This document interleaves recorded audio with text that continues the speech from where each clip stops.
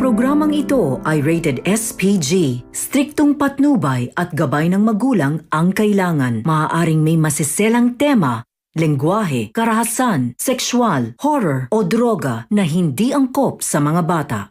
Isang umaga sa gitna ng mainit na araw, si Christy ay tahimik na nakaupo sa sala ng kanilang bahay. Ngunit ang kanyang puso ay puno ng kaguluhan. Hindi niya napigilan ang mga luha na biglang bumagsak sa kanyang mga mata. Wala na si Leon, ang lalaking minsan niya minahal at kasama sa hirap at ginhawa. Ngunit ang mga alaalang iniwan nito ay hindi basta nawawala. Bigla siyang nilapitan ng kanyang kaibigan na si Jordan, na tahimik na nagmamasid sa kanya. Wag mo na itago sa akin, Christy. Nakita na kitang umiiyak, wika ni Jordan habang dahan-dahang lumalapit sa kanya. Huminga na malalim si Christy, pinipilit itago ang sakit na nararamdaman. Nakita mo pang alis si Leon, sabi ni Jordan. Nagaway ba sa'yo? Dagdag pa niya. Tumango si Christy, ngunit agad ding iniwas ang tingin.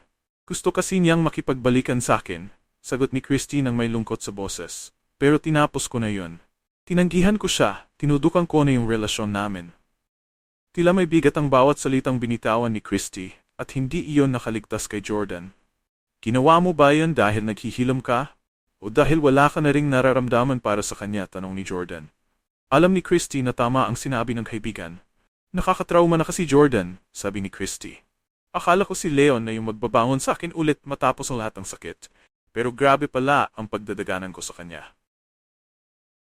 Alam ni Christy na tama ang desisyon niya. Sinabi niya kay Jordan na gusto na niyang mag-focus sa anak niya, sa sarili niya at sa kanyang trabaho. Mamahalin ko muna ulit yung sarili ko, sabi ni Christy, at nirespeto ito ni Jordan. Susuportahan kita, sabi ni Jordan, hindi ako alis. Nandito lang ako para sa iyo. Samantala sa isang madilim na sulok ng bayan, si Shayra ang pinaghahanap ng mga pulis dahil sa mga kasong seryosong illegal na detensyon at frustrated homicide ay nagtatago. Ngunit hindi siya ligtas dahil si Hannah na puno ng galit ay nagsusumikap na hanapin siya. Akala mo makakatakas ka, Shayra? Nagkakamali ka. Papatayin kita. Banta ni Hannah habang pinipilit pigilan ng kanyang mga kaibigan ang kanyang galit. Hannah, kumalma ka, sabi ng kaibigan ni Hannah pero hindi na siya mapigilan. Wala kang karapatang mabuhay, sigaw ni Hannah kay Shayra. Nasa gitna ng kaguluhan ang pamilya ni Jordan, lalo na matapos malaman ng mga pulis na si Shayra ay posibleng nagtago sa bahay ng isang kaibigan sa San Pascual. Mabilis na nag-coordinate ang mga pulis para sa isang operasyon. Ako na ang sasama sa mga pulis, sabi ni Christy kay Jordan. Hindi kita hahayaan na mapahamak. Habang patuloy na gumagalaw ang mga pulis para hanapin si Shayra, si Billy, pamangkin ni Christy, ay takot na takot. Nasa panganib si Mama, iyak ni Billy. Hindi alam ng bata kung paano sabihin sa mga matatanda ang kanyang nararamdaman, pero malinaw na may alam siya tungkol sa nangyari kay Shayra. Anong nangyayari, Billy? Tanong ni Christy habang pilit na pinapatahan ng bata. Ilang oras ang lumipas at patuloy ang operasyon ng mga pulis, pero tila palaging nakakalusot si Shayra. Hindi nila ito mahanap. Sa kanilang paghahanap, may natanggap silang balita na isang bangka ang sumabog malapit sa lugar kung saan pinaghihinalaang nagtago si Shayra. Ang tanong ngayon, si Shayra ba ang sakay ng bangkang iyon?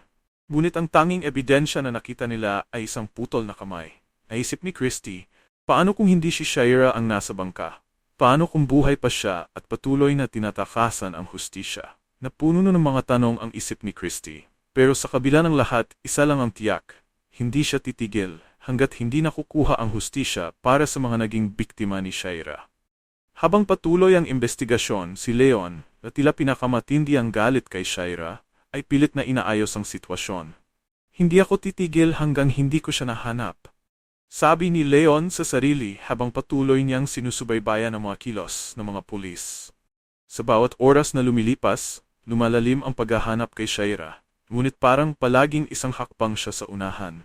Samantala, si Christy ay patuloy na nag-iisip kung paano haharapin ang sitwasyon.